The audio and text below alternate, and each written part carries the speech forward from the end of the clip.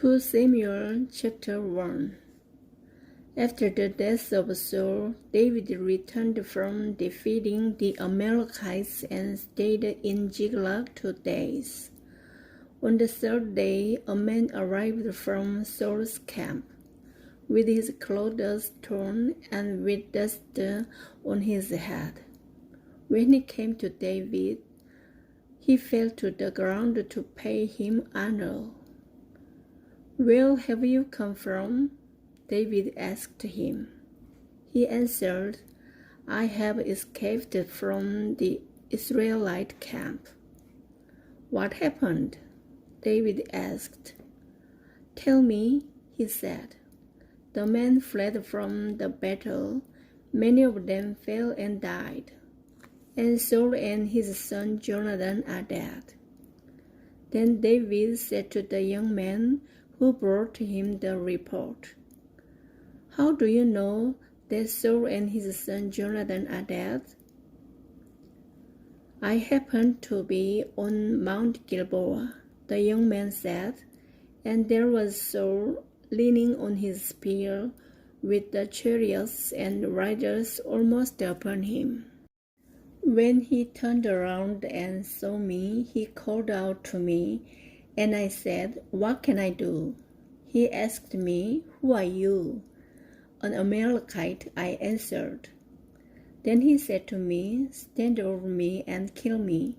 I am in the throes of death, but I am still alive.' So I stood over him and killed him, because I knew that after he had fallen, he could not survive.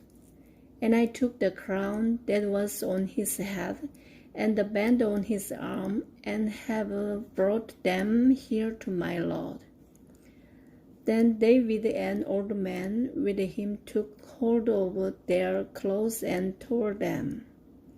They mourned and wept and fasted till evening for Saul and his son Jonathan, and for the army of the Lord and the house of Israel, because they had fallen by the sword. David said to the young man who brought him the report, "Where are you from?" "I am the son of an alien, an Amalekite," he answered. David asked him, "Were you not afraid to lift your hand to destroy the Lord's anointed?" Then David called one of his men and said, "Go, strike him down." So he struck him down, and he died. For David and said to him, "Your blood be on your own head. Your own mouth testified against you when you said, 'I killed the Lord's anointed.'" David took up this lament concerning Saul and his son Jonathan, and ordered that the men of Judah be taught this lament of the bow.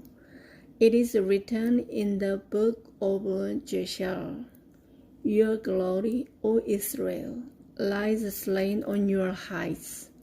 How the mighty have fallen. Tell it not in Gath, proclaim it not in the streets of Ashkelon, lest the daughters of the Philistines be glad, lest the daughters of the uncircumcised rejoice."